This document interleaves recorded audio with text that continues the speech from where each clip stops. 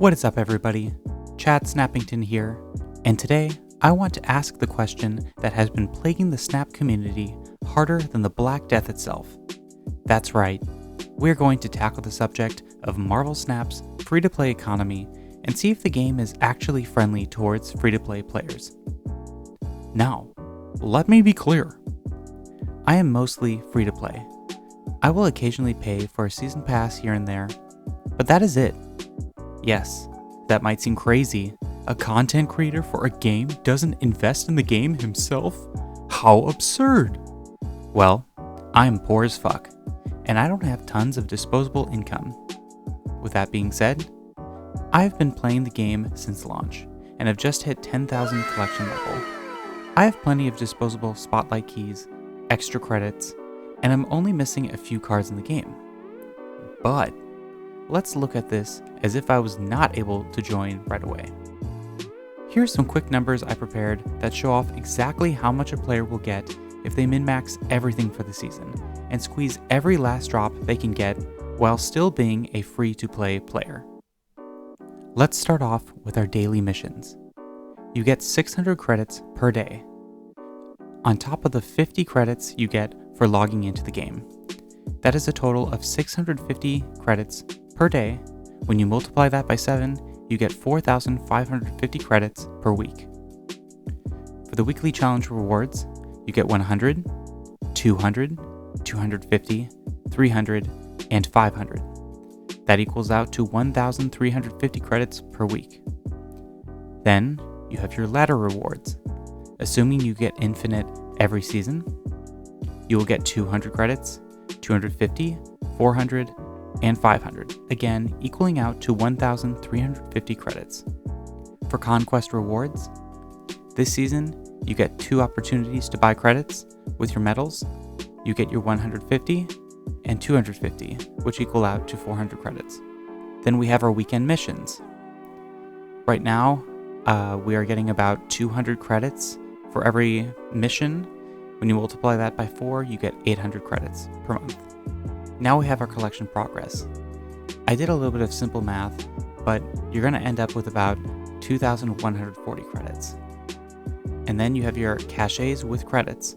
Again, this is simple math, and it's approximated, so take this with a grain of salt. You're going to get about 2,450 credits. Okay, so when you do all of the math, there's one without collection rewards and one with collection rewards. We're just going to go with collection rewards, assuming you don't hoard. In total, at the end of the month, you're going to get 30,740 credits. Now, assuming that we're just bringing everything to a full infinite split every time, you're going to get about 20 full infinite splits from that.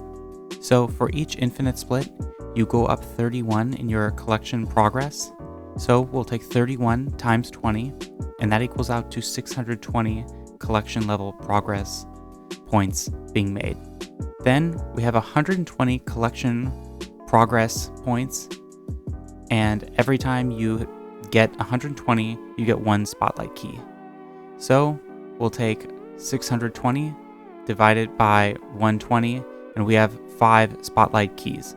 And that is how much you will get per month. Something else I also wanted to look at was how much gold you get. So for your weekly challenges, you're going to get about 200 gold per week. With ladder rewards, you're going to get 500 gold. With conquest, assuming you're buying everything in the shop there, you're going to get 500 gold. And assuming you do all that, you're going to get 1,800 gold.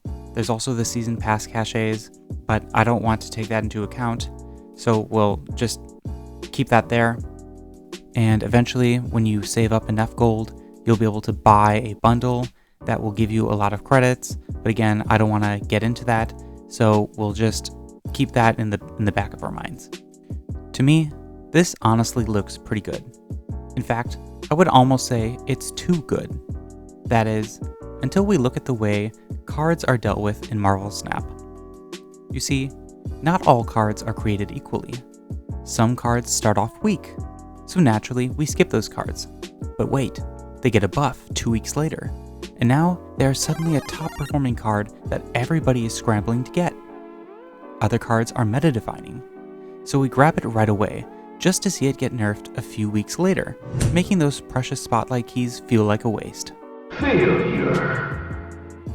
As a mostly free-to-play player myself, it does honestly feel like I'm playing 4D chess with making these decisions sometimes, because I have no idea if it's best to skip weeks with meta-defining cards, assuming they will get nerfed, or pray that the card gets outperformed by another card the next week. While I do enjoy an ever-shifting meta, I do think it creates a horrible experience for free-to-play players. But we all know free-to-play players are not Second Dinner's target market. So, what do you think? Is Marvel Snap free-to-play friendly?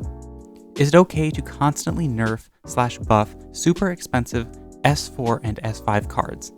Let me know in the comments. You've been Total Chads, and I'll see you in the next video.